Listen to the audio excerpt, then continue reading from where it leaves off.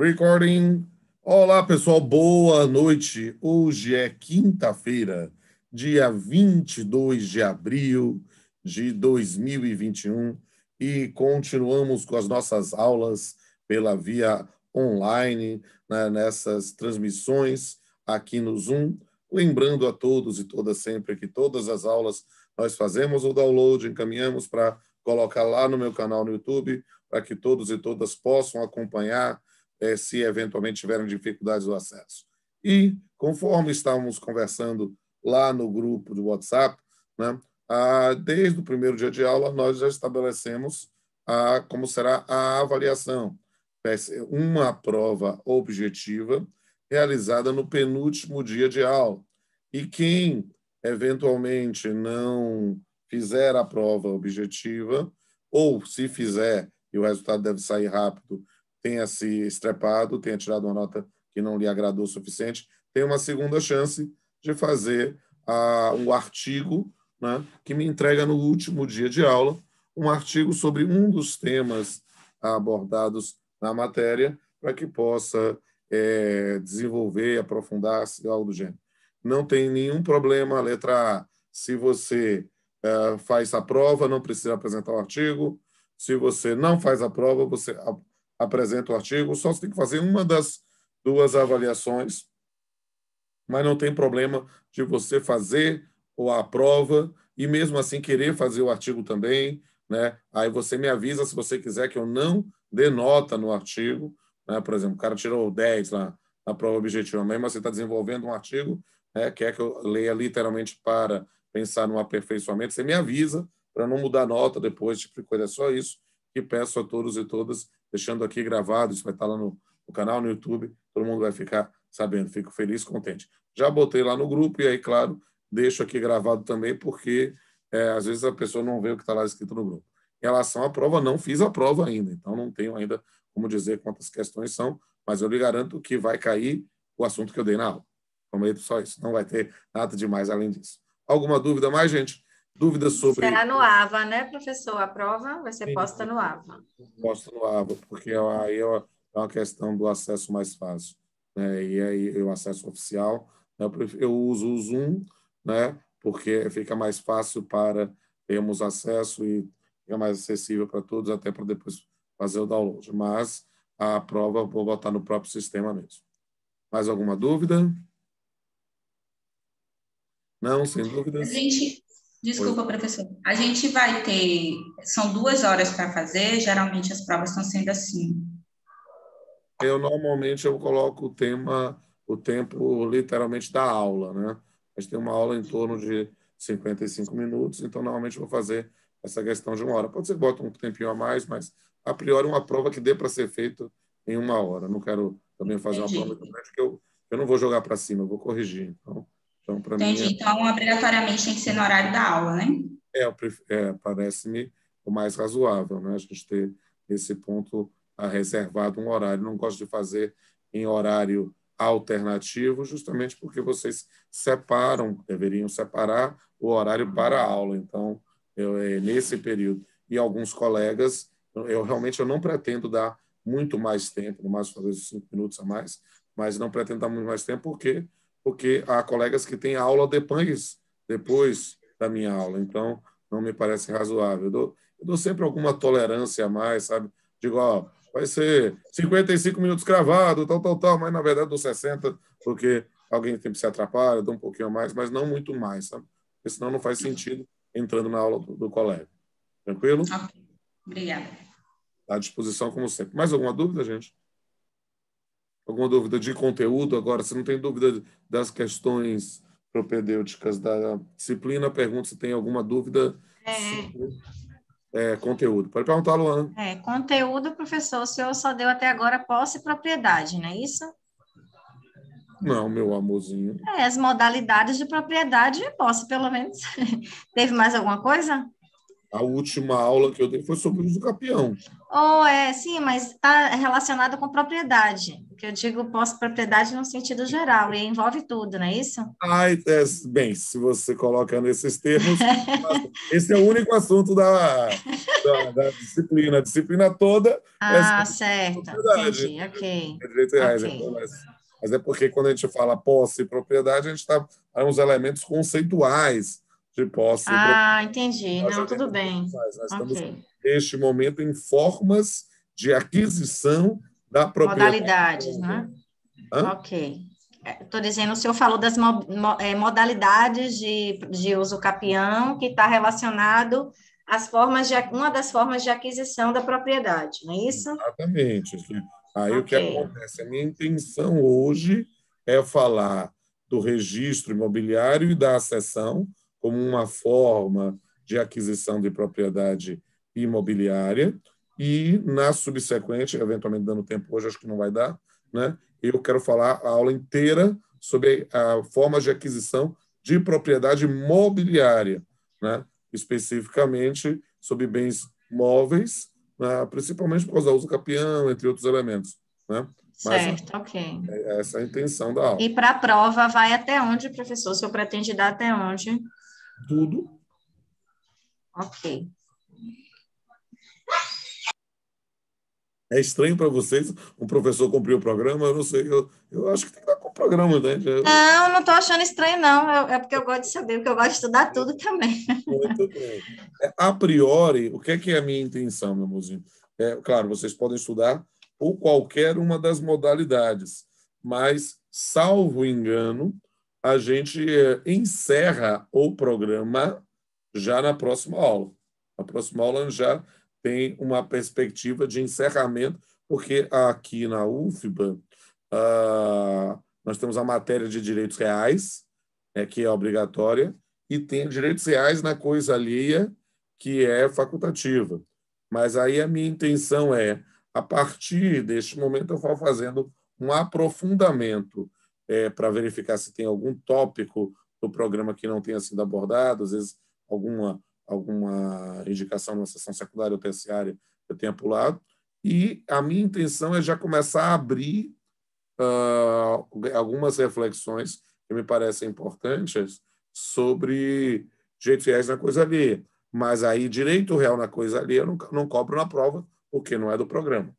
Ah, joia, professor. Interessante se sobrar esse tempo, se eu puder falar, porque nem todos podem pegar, né, essa optativa. Exato, porque o que acontece? Às vezes a optativa não é oferecida, e eu acho que é complicado, e às vezes o aluno não consegue pegar, né, porque tem aquela coisa, vai para o chão, não sei o quê, e eu me sinto assim, sabe, um estelionatário falando de direitos reais e não falando de direitos reais na coisa ali, sabe? Eu acho que, para mim, é um absurdo vocês terminarem o programa, né, terminarem a faculdade e não estudar direito real na coisa ali. Né? Seria o quê, professor? Usufruto, servidão, é isso, é? Servidão, direito de vizinhança, trabalhar. Comodato, né?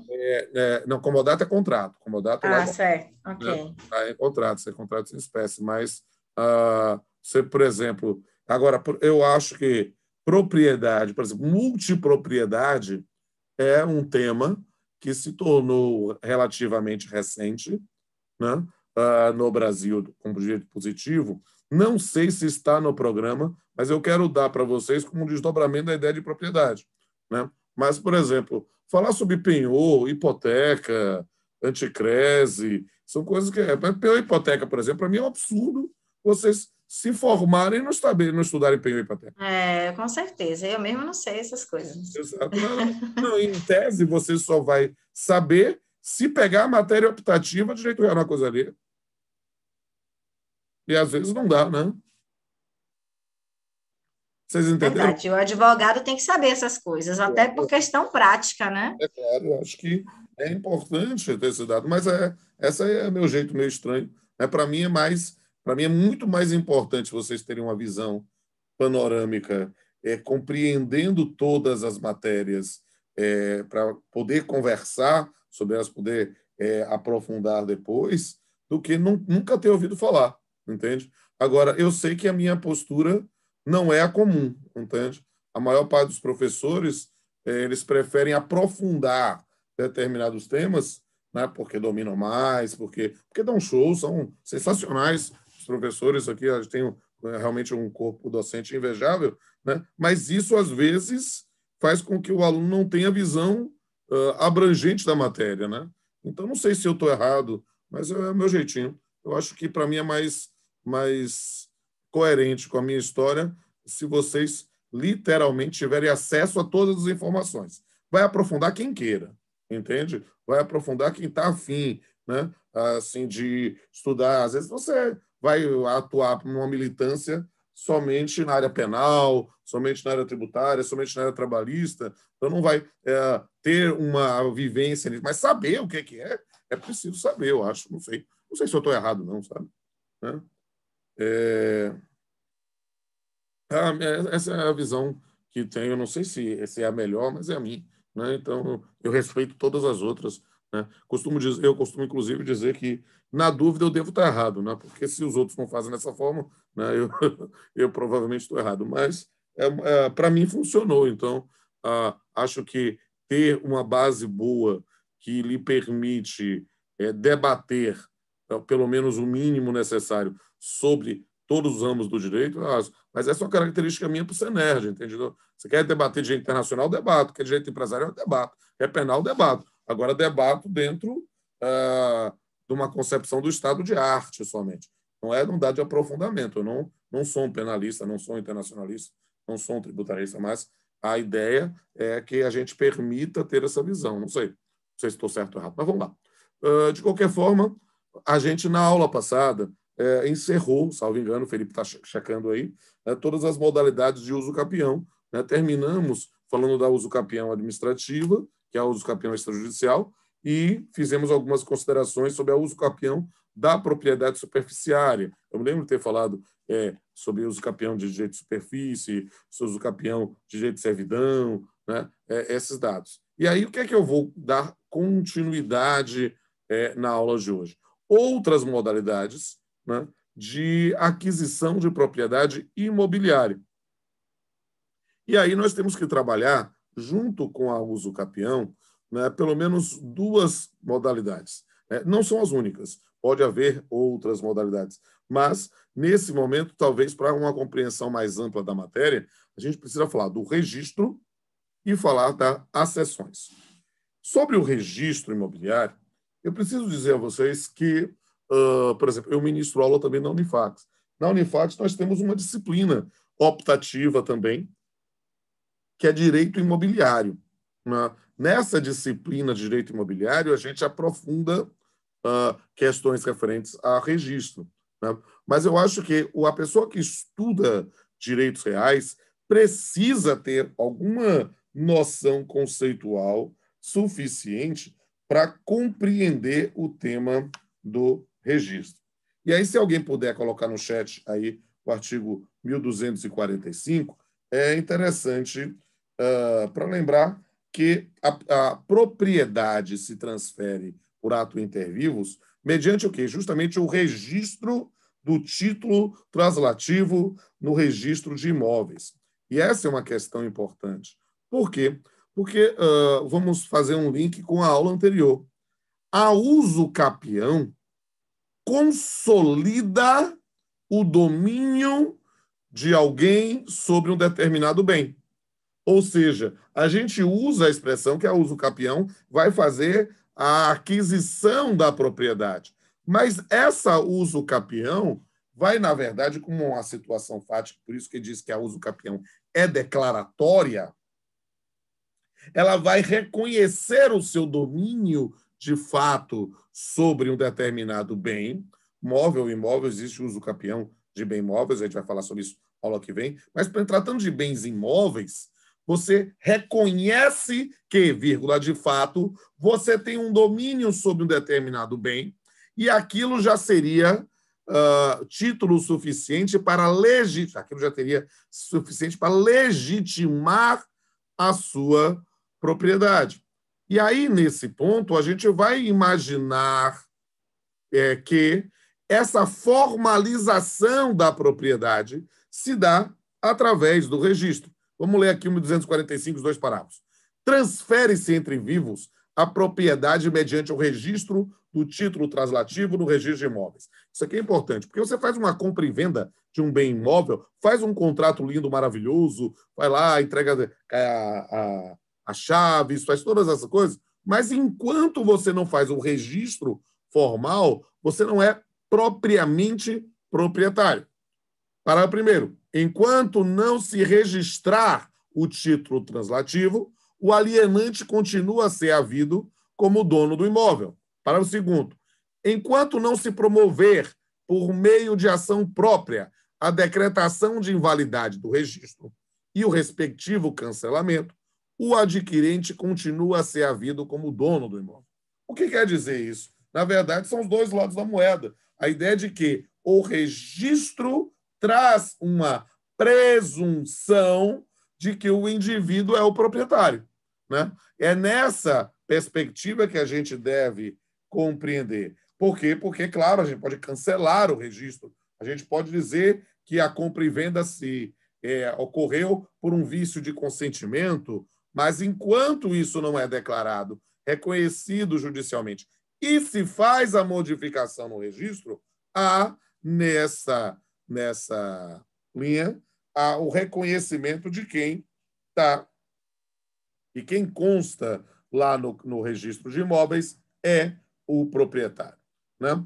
Então, isso aqui é alguma coisa importante, porque os bens móveis se adquirem pela tradição, pela entrega, os bens imóveis pela transcrição, que é o registro.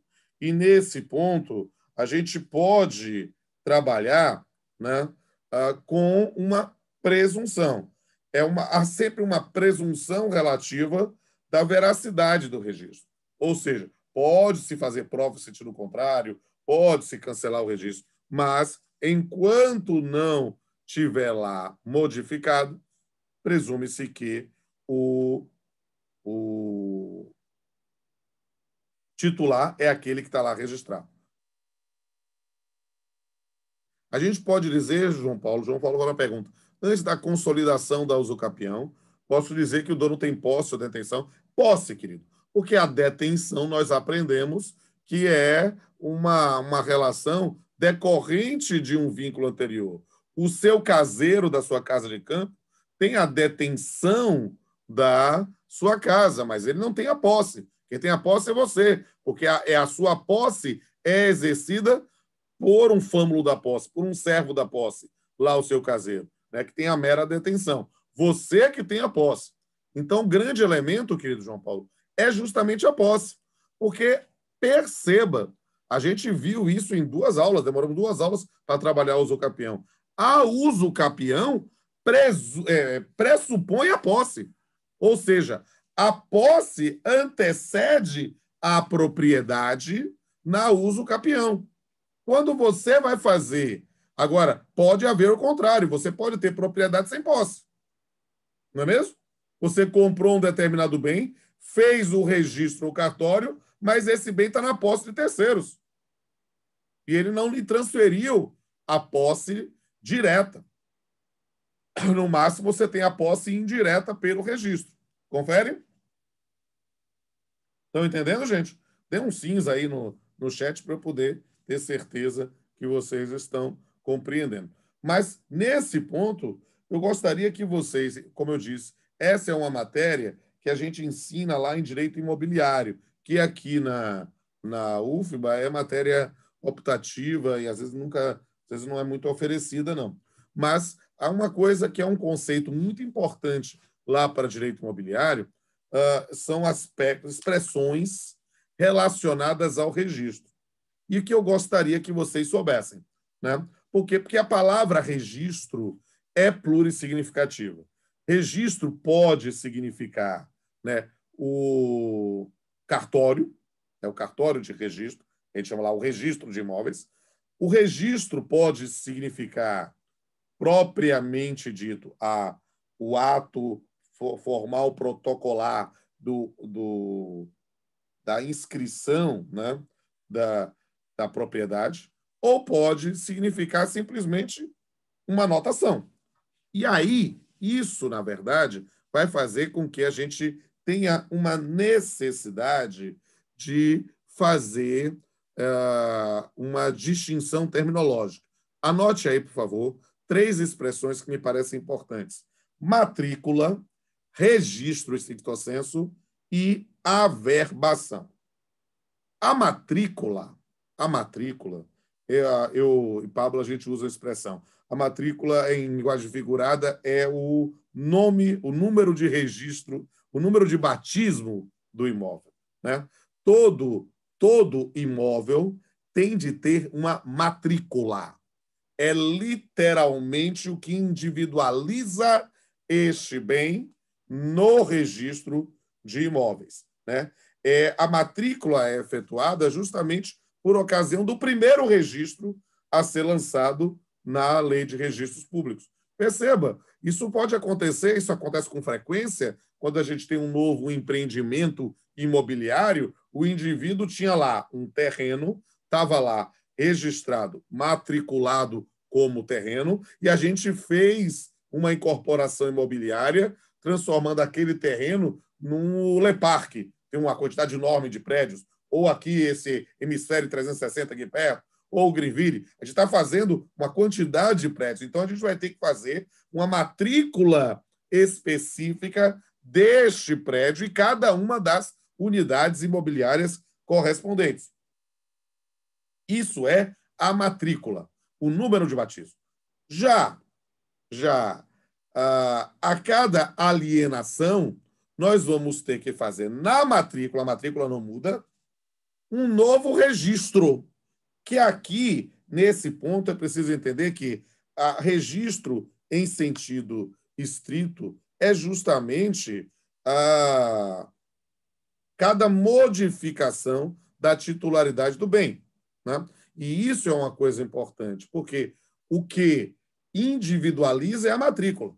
Então, só para dar um exemplo da importância da matrícula, nós temos a súmula 449 do STJ, que admite que, se você tiver uma vaga de garagem com a matrícula diferenciada, o que lhe permite, por exemplo, aliená-la independente do bem, né? Essa vaga de garagem não está protegida como bem de família. Agora, se você não tem, como a maior parte das pessoas não tem, matrícula de garagem separada, você tem, na proteção do bem de família, a garagem como uma consequência. Júlia e Rogel fizeram uma pergunta. Deixa eu olhar aqui.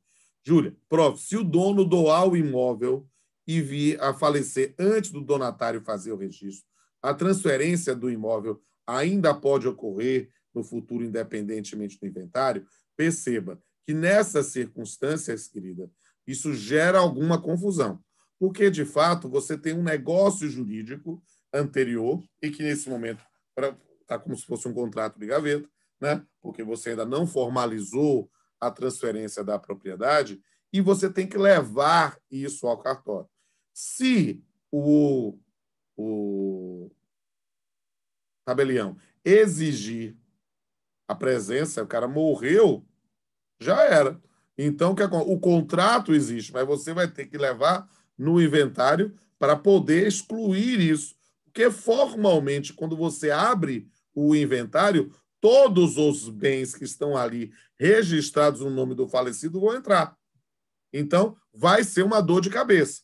Pode-se fazer o registro dessa alienação anterior? Pode, mas, a depender das circunstâncias, e eu entendo perfeitamente a postura do tabelião, ele vai ter que certificar. Por quê? Porque se ele está sabendo que o titular que fez aquele negócio jurídico já faleceu, ele vai querer saber dos herdeiros para confirmar esse negócio jurídico.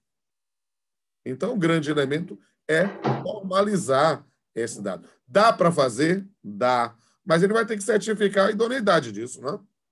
Se os herdeiros não concordarem, não tem como. Não, tem. Aí o que acontece? A pessoa, o adquirente, vai ter que ir no inventário demonstrar para o juízo do inventário que aquele bem não é para ser arrolado. Já foi alienado. Porque a alienação é válida. Você entende? Agora, a transferência, o contrato de compra e venda é válido. Não se trata de uma hipótese de nulidade ou anulabilidade. Mas aí é uma questão do plano de eficácia. Entende? O Rogel fez uma pergunta. Agora, não, o Rogel colocou exatamente o conteúdo da súmula 449. Obrigado, Rogel. E aí, o que é que acontece? Nesse ponto, exatamente, obrigado. Nesse ponto, você sabe o que é matrícula, sabe o que é registro, mas tem de saber também o que é averbação, né? O que é averbação? Averbação é qualquer anotação feita à margem de um registro para indicar o quê? Alterações ocorridas no imóvel, seja quanto à sua situação física. Você manteve a matrícula do terreno, mas agora agregou ao terreno uma edificação, fez lá uma casa, fez lá um prédio, ainda é o mesmo terreno. Às vezes, e olha só o que é interessante de falar, quando a gente pensa em incorporação imobiliária, né? Às vezes você tem terrenos que têm matrículas distintas e você quer fazer uma fusão dessa matrícula para ser uma matrícula única. Então, por exemplo, não sei se vocês sabem, né? Eu estou presidente da Academia de Letras Jurídicas da Bahia, que não tem dinheiro nenhum, a gente não tem dinheiro, mas a gente tem uma sede maravilhosa ali perto da faculdade, na Graça, ali perto da Perini, para ser preciso, do Bahia. E aí o que acontece? De tempos em tempos, a gente recebe proposta de venda da sede o cara querer comprar a sede da academia, porque é um terreno maravilhoso no meio da Graça, né?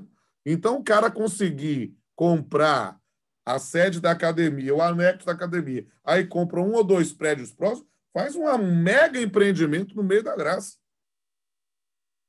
né? Então, aí o que acontece? Ele vai talvez querer uniformizar a matrícula para facilitar para efeito tributário esta construção, né?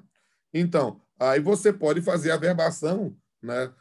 Pode ter vários tipos de averbações. Então, por exemplo, imagine que Júlia e Camila sejam minhas filhas. E aí o que é que acontece? Eu quero doar para Júlia e Camila um determinado imóvel que eu tenho. Mas eu não vou muito com a cara do atual namorado de Júlia, do atual namorado de Camila. O que é que eu faço? Eu faço a doação com uma cláusula de incomunicabilidade. Ou seja, para quê?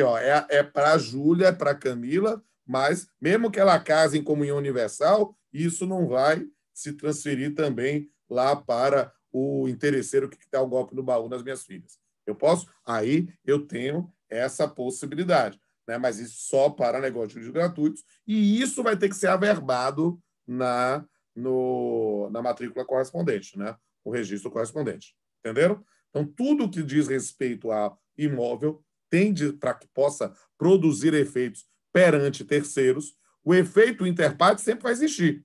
E aí a questão da dúvida de Júlia. Olha, em relação ao negócio jurídico, existe, sem sombra de dúvida, entre lá o falecido, quando estava vivo, naturalmente, e o adquirente. Mas, se ele não fez o registro, não tem um dado, tem uma relação contratual que a gente vai ter que verificar se trata de cumprimento ou descumprimento, né? Ainda sobre registro, a gente vale a pena falar sobre os principais sistemas de registro de imóveis, né? Nós temos o sistema francês, o sistema germânico, né, que são sistemas diferentes, né, para cada uma das modalidades. O Brasil, só para dizer, adotou um sistema misto, também chamado eclético, que é o sistema romano, em que exige caráter obrigatório ao registro para efeito constitutivo da propriedade imobiliária, né? Ou seja, a gente tem um título e esse título é a causa para o registro. No sistema francês, né, a gente tem lá uma autonomia do registro em relação ao negócio jurídico, né? Isso, na prática, acaba não gerando grandes confusões. Mas o que é importante a gente falar ainda? Eu estou tentando evitar entrar muito em direito imobiliário, mas a gente pode falar um pouco da principiologia do direito imobiliário, né? porque a gente tem pelo menos 4 princípios que são do direito imobiliário e são do registro, e servem para a gente. O primeiro, a noção da publicidade. Uma das finalidades do registro é justamente a publicidade para dar oponibilidade erga omnes. Note que relações contratuais, que são típicas relações jurídicas com efeito interpartes, né, quando ganham um registro no cartório, elas podem gerar um efeito erga omnes. O melhor exemplo disso é no contrato de locação. Contrato de locação é relação interpartes. Mas se o contrato de locação for registrado no registro de imóveis, mesmo que o proprietário venda, que o proprietário que é o locador, venda para terceiros, o novo proprietário vai ter de respeitar a relação contratual, né? Legalidade, né? A publicidade é um elemento, legalidade é a ideia de que há uma proibição impedir o registro de títulos inválidos, ineficazes ou imperfeitos. E aí, um reforço para a resposta que eu ofereci à Júlia. O tabelião, o que faz o registro, ele tem o dever de recusar o registro, se ele tiver qualquer informação que leve a crer que possa gerar alguma fraude. Então, há um preceito de legalidade estrita no campo do registro imobiliário que leva a essa questão. Qualquer dúvida que o oficial de registro do tabelião tenha, ele tem que caminhar para o Poder Judiciário, né? E isso pode gerar alguma confusão, né? Especialidade, né? O registro também tem esse princípio da especialidade justamente para individualizar o bem. Por quê? Porque quanto mais detalhado o registro, melhor os efeitos para a individualização da propriedade. E, finalmente, a questão da continuidade do registro, né? A gente vai ter uma continuidade ininterrupta das titularidades. Ou seja, quem é proprietário? Quem está registrado. Mas vendeu a fulano de tal, não registrou, não é proprietário. É possuidor direto, mas não é proprietário. Só se torna proprietário com o registro. Eu acho que não vale a pena trabalhar sobre o tema da escrituração, porque é só para dizer, na verdade, que a Lei de Registros Públicos estabelece, e essa é uma questão que é meio dinossauro mesmo, no mundo da informática, a gente fazer menção a livros, manuais mesmo. Muitos cartórios fizeram a informatização, mas é quase como uma substituição do que é o texto físico por um registro virtual. A priori, é preciso que haja livros de protocolo, registro geral, registro auxiliar, indicador real e indicador pessoal. Mas eu acho que eu deixo isso para direito imobiliário. Só para... Diga, meu amor. Licença, desculpa interromper. Esses princípios que o senhor falou referente aos registros, eu não entendi o da continuidade. Eu entendi que o senhor falou que a continuidade é ininterrupta, só se torna proprietário com o registro. Mas ininterrupta para quem? Em que sentido? Já que a propriedade só se efetiva com o registro.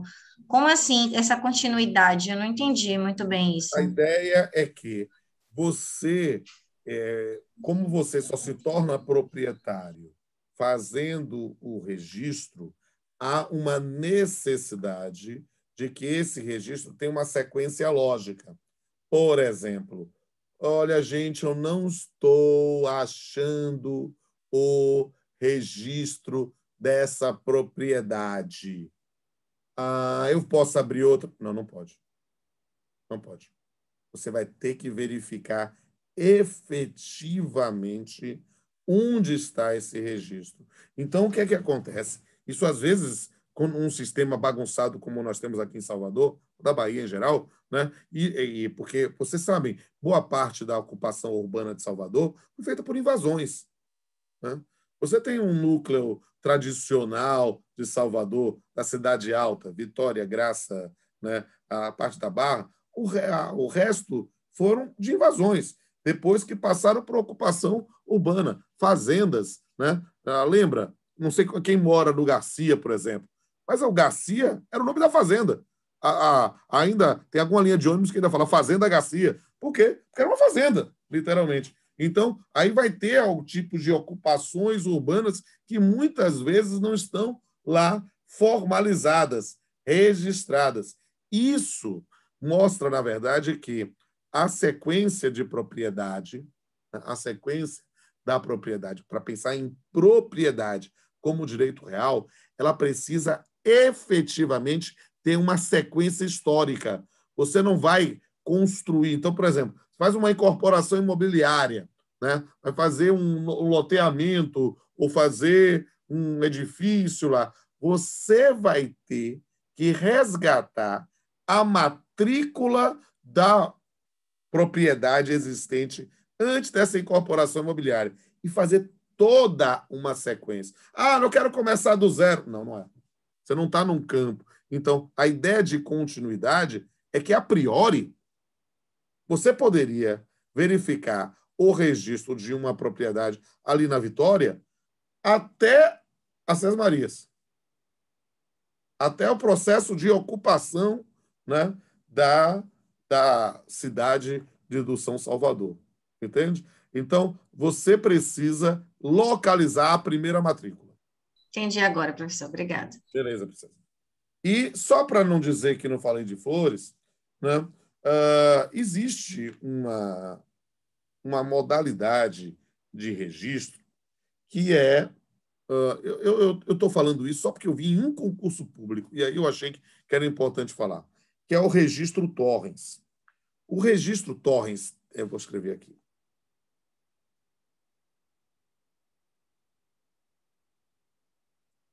O registro Torrens está previsto na Lei de Registros Públicos, do artigo 277 ao 288. O registro Torrens, né, ele é uma situação de presunção absoluta de propriedade em favor do proprietário. O que é que acontece? Você tem o registro que traz uma presunção relativa. Por quê? Porque a gente pode imaginar, por exemplo, um usucapião, né, em que o indivíduo está lá há 20 anos, ou seja, para passar da usucapião extraordinária. Então, ele já consolidou o domínio e pode, nesse ponto, ter o reconhecimento da sua propriedade.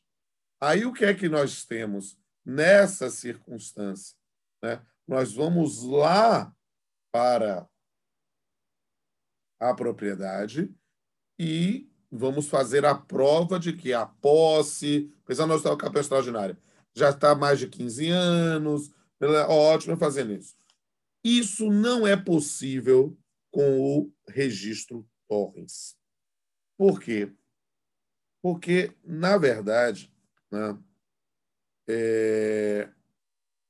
o registro Torrens, ele tem uma presunção absoluta de propriedade.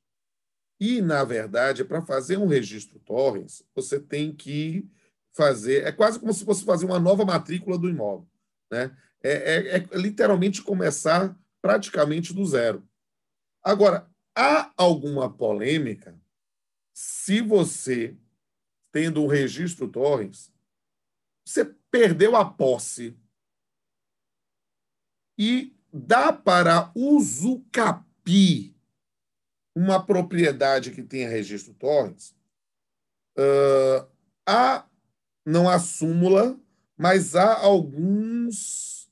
eu conheço um acórdão do STJ, do ministro Ricardo Vilas Boas Cueva, que admite a ação de usucapião, né, de uma propriedade com registro Torres.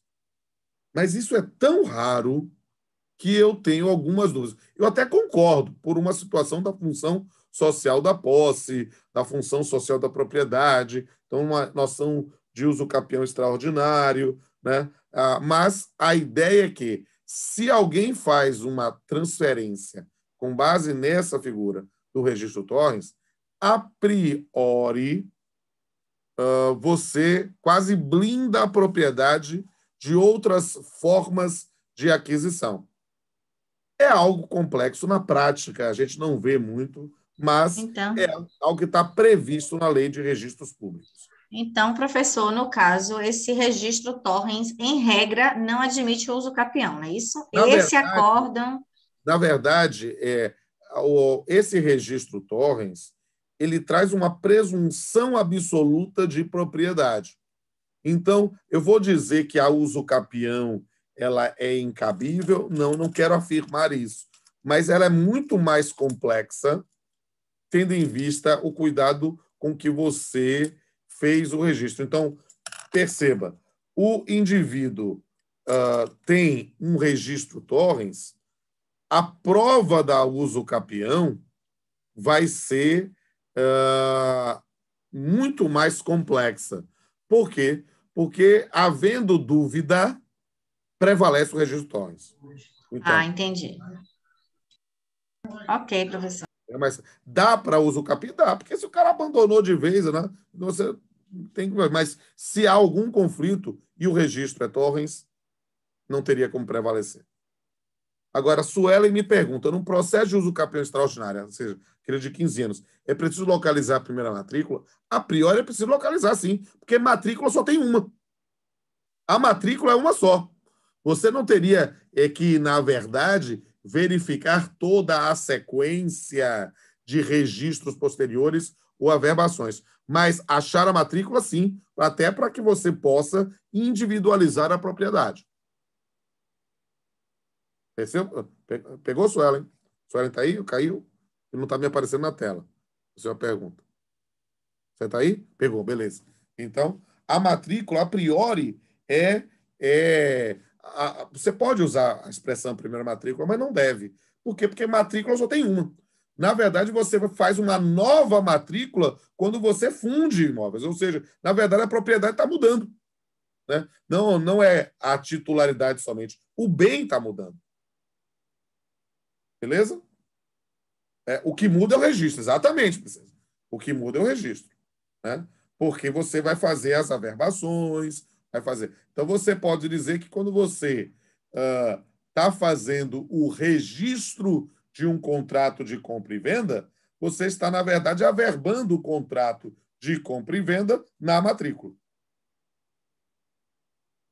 É o problema de trabalhar com uma expressão plura e significativa. Tranquilo aí? Beleza? Estão vivos? Beleza. Ok. Então, deixa eu tentar dar a sessão hoje. Eu sei que está faltando 8 minutos só, né? Mas deixa eu tentar dar a sessão, por favor, presta atenção em mim. Estou abandonado, jogado das traças. Vamos lá. Então, o que é a acessão? Na verdade, eu tenho esse limite ético, eu não forço ninguém a estudar necessariamente pelo meu livro. Mas eu adoraria que vocês estudassem a sessão pelo meu livro. Vocês estudam todos os outros tópicos por outros livros. Mas a sessão lá, sabe por quê? Aí é meu lado nerd.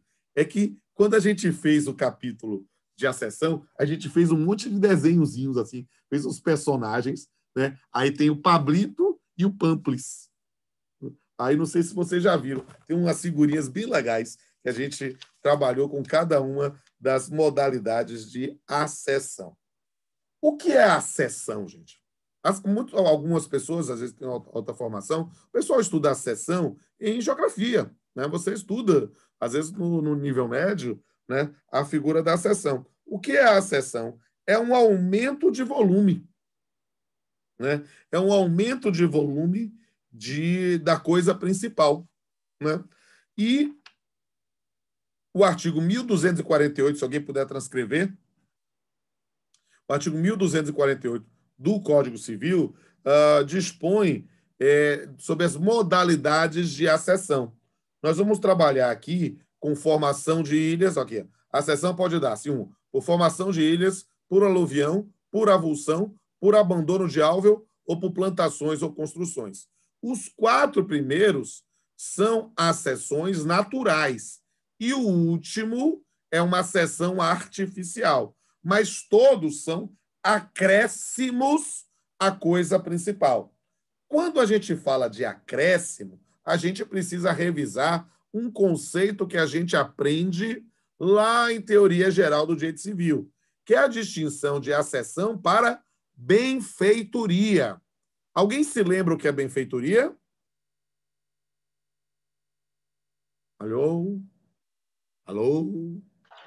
Não. Eu não sei exatamente assim como conceituar, mas é quando é feita uma melhoria ou algo necessário para que o bem se mantenha, não perca a sua utilidade. A primeira parte já fico satisfeito, né? A benfeitoria é uma melhoria no imóvel, né? É uma melhoria do bem anteriormente existente, né?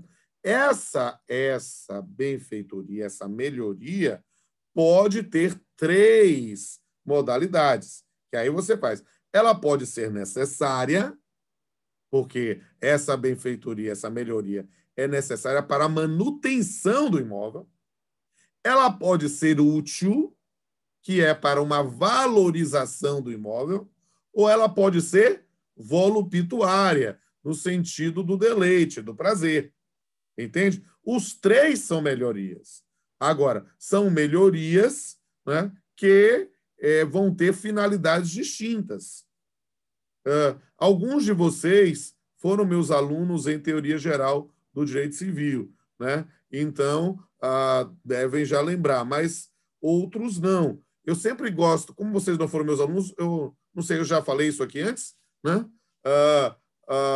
Existem algumas pegadinhas quando eu falo melhoria. Por exemplo, se eu tenho uma piscina, ela é uma benfeitoria necessária, útil ou voluptuária? Em sua casa, é voluptuária. A resposta, como o Rogério colocou, depende, Alex também. Por quê? Porque vai depender do contexto, vai depender do bem principal que se agrega. Se é na minha casa, como o Felipe colocou, ela é voluptuária, ela é para o meu prazer. Agora, se ela é num clube, né, ela vai ser uma benfeitoria útil, porque vai valorizar a atividade do clube. Mas se ele for uma escola de natação, ela é uma benfeitoria necessária, porque não dá para pensar em fazer escola de natação se não tiver a piscina, né? Tá claro? Alô? Beleza? Então, né? Então vai depender justamente do conceito para fazer isso. Vamos lá. Vamos entender. Bote aí o 1249 para eu falar sobre a formação de ilhas, né? O artigo 1249 vai imaginar que, se você tiver aqui, vamos ler aqui, o terreno fronteiriço. Vamos lá aqui? Vou puxar aqui. As ilhas que se formarem em correntes comuns ou particulares pertencem aos proprietários ribeirinhos fronteiros, observadas as regras seguintes. A que se formarem no meio do rio, consideram-se acréscimos sobrevindos aos terrenos ribeirinhos fronteiros de ambas as margens, na proporção de suas testadas, até a linha que dividir o álveo em 2 partes iguais. As que se formarem entre a referida linha e uma das margens, consideram-se acréscimos aos terrenos ribeirinhos fronteiros deste mesmo lado. As que se formarem pelo desdobramento de um novo braço do rio, continuam a pertencer aos proprietários dos terrenos à custa dos quais se deslocaram. Vou mostrar o desenhozinho aqui, que eu achei muito fofes, e eu quero compartilhar para você. A primeira hipótese, só aqui, ó. Você entender aqui, ó. Essa aqui. Eu E aqui eu sou o Pamplis, de Barbinha, e aqui é o Pablito. Imagine que eu sou dono desse terreno, Pablito é dono desse terreno aqui. Se secou aqui uma parte, ou formou, por força de alimentação, uma ilha aqui no meio, você vai dividir o rio no meio. O que tiver do lado de cá é meu. O que tiver do lado de lá é de Pablo. Deu para entender aqui o desenhozinho? Estão vendo direitinho? Rogério, olha aqui para a tela para você ver. Tá dando para ver, professor. Beleza. Aí, a lógica é a mesma. Se você divide o rio no meio e a ilha se formou só do meu lado para cá, você é meu. Se formou do lado de lá, é de Pablito. Tá claro? Que livro é esse, Pamplona? Eu tenho um manual de vocês. Esse é o manual? Não, esse aqui é o volume 5. Ah, certo. Aqui no manual a gente tinha que ser mais resumido, entendeu? Entendi. Aí não dava para botar os desenhos, entende? Aí os desenhos só estão no livro. E o que é que acontece? Imagine que eu tenho um terreno aqui e o rio atravessou aqui o meu terreno, formando uma ilha. Continua sendo meu. Beleza? Agora, posso complicar mais? Essa ilha que se formou se deslocou um pouco para o meio. Opa, vai ter uma parte que vai ser de Pablo. Por quê? Porque passou a linha divisória do bem, do rio. Entenderam? Entenderam mesmo? Vem cá. Posso continuar? Porque deu 8h15. Eu tenho que falar só das outras modalidades. Ou vocês têm aula depois? Não quero atrapalhar ninguém. Posso levar rapidinho? Mais uns 10 minutos no máximo. Então, aqui, ó. A segunda modalidade é a aluvião. Vê aí, por gentileza, o artigo 1250. O artigo 1250 vai dizer: os acréscimos formados sucessiva e imperceptivelmente por depósitos e aterros naturais ao largo das margens das correntes ou pelo desvio das águas dessas, pertencem aos donos dos terrenos marginais sem indenização. O terreno aluvial que se formar em frente de prédios de proprietários diferentes, dividir-se-á entre eles na proporção da testada de cada um sobre a antiga margem. Como é que eu coloquei aqui com o Pablito? Ora, aqui era o terreno, aqui era a água. Mas aí foi sedimentando na frente do terreno e aumentou o terreno. Pablito recebe esse terreno, aumenta a propriedade dele e não tem que indenizar ninguém, mesmo que isso tenha sido uma formação imperceptível, foi soltando aos poucos de outros terrenos. Se é algo que é imperceptível, nós vamos ter esse acréscimo sem indenização.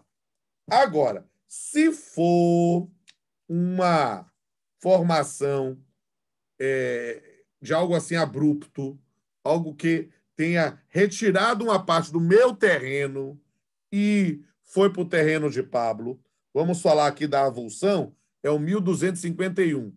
Bota o 1251. Enquanto vocês estão procurando, eu já vou explicar. Olha, imagine aqui. Eu tenho essa parte desse terreno que é meu. Aí o que acontece? Vem aí uma corrente de água e desloca uma parte do meu terreno para a área de Pablito. Ora, Pablito, não tem culpa, nem eu tenho sobre esse deslocamento.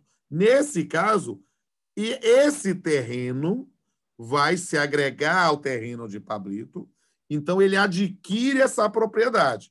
Só que é uma circunstância que eu estou perdendo uma parte do meu terreno de forma abrupta. Vamos lá, 1251. Quando, por força natural violenta, uma porção de terra se destacar de um prédio e se juntar ao outro, o dono deste, Pablito, adquirirá a propriedade do acréscimo, se indenizar o dono do primeiro ou sem indenização, se em um ano ninguém houver reclamado.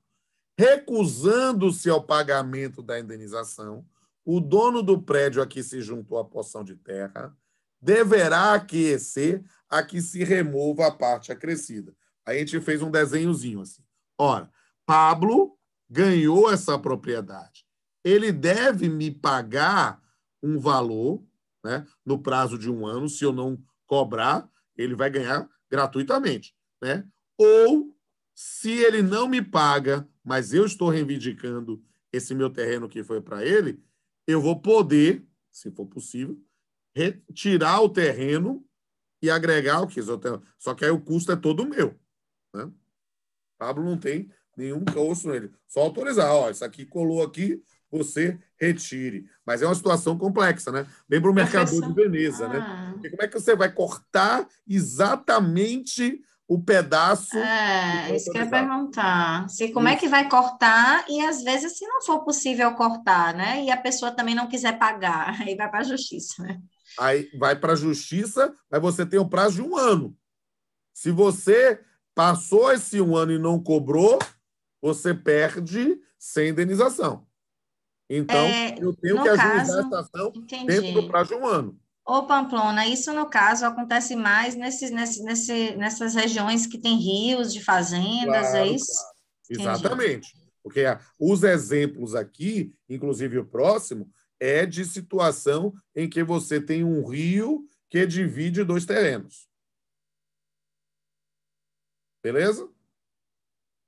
Luana? Luana? Alô? Beleza, professor. Okay.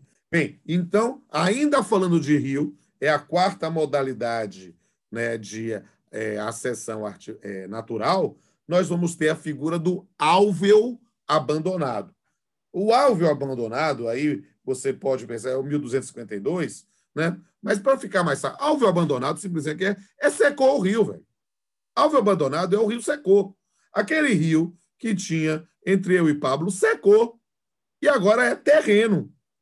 Esse terreno, é muito lógico.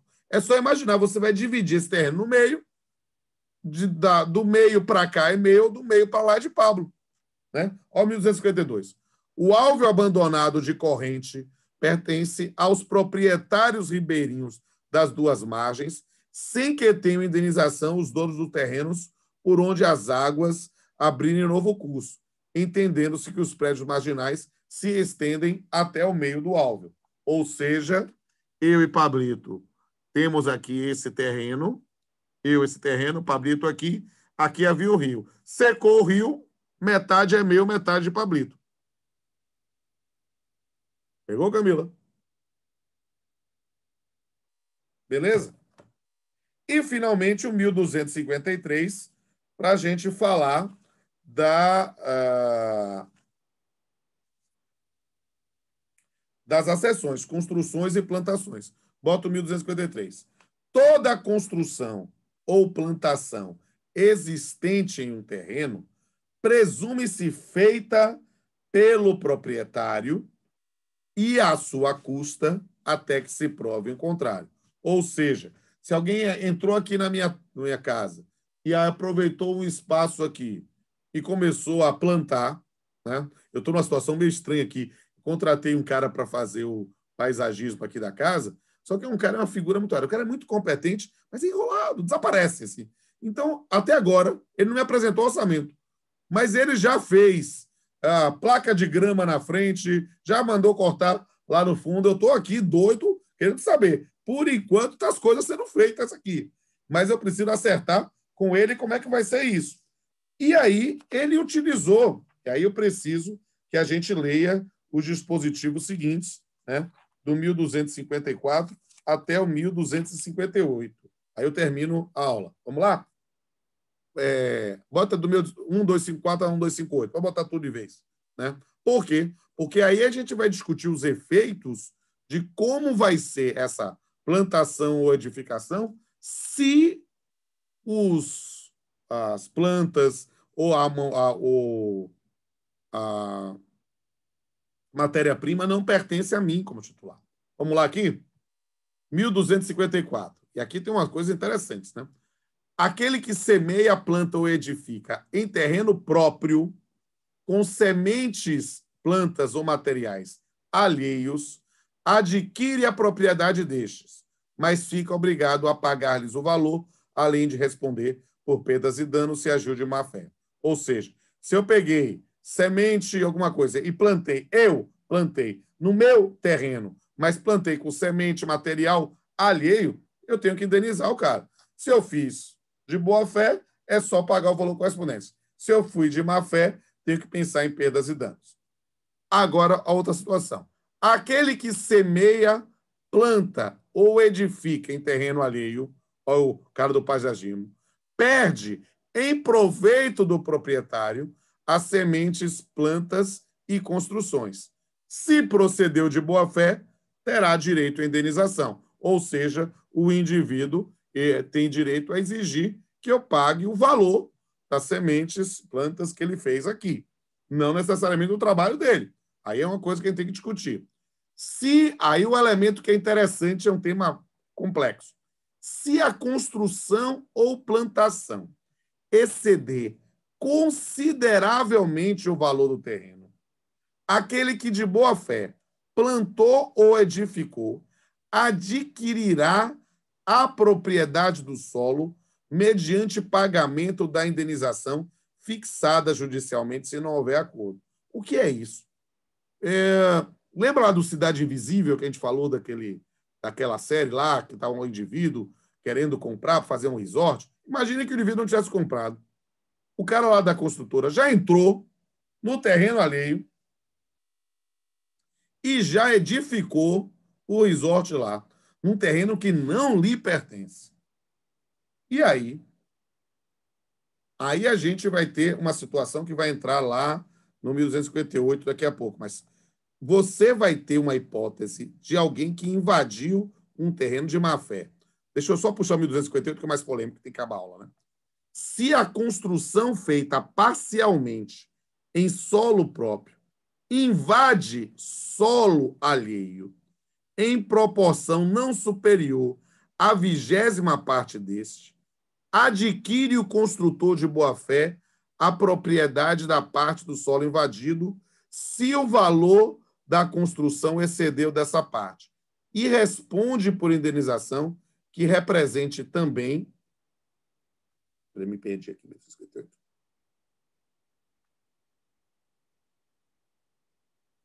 Que represente também o valor da área perdida e a desvalorização da área remanescente.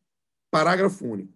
Pagando em décuplo as perdas e danos previstas nesse artigo, o construtor de má-fé adquire a propriedade da parte do solo que invadiu, se em proporção à 20ª parte deste e o valor da construção exceder consideravelmente dessa parte e não se puder demolir a porção invasora sem grave prejuízo para a construção. Nós temos uma previsão em que uma invasão, portanto, algo de má fé, né?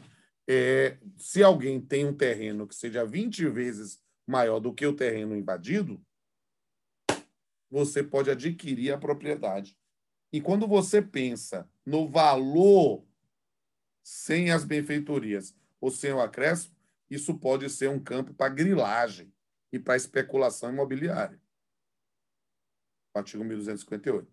Gente, já está dando 9h30, eu estou com agora, eu vou ter que encerrar, mas eu dou uma revisão geral sobre esse assunto no início da próxima aula, e aí continuo já com formas de aquisição de propriedade de bens móveis, tá? Até para não abusar da paciência de vocês.